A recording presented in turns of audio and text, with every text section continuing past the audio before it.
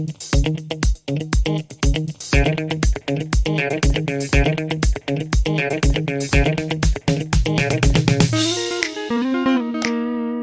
guys, welcome to the pond of wisdom and knowledge. So, today is another day for a question, and questions bring you answers sometimes the question is the more interesting part. I'm hoping that I'm doing a good job in finding the solutions to your problems. If yes, feel free to give a little thingy up. If not, feel free to give me a comment on what I can improve. And yeah, awesome. Hope you enjoy it. Bye.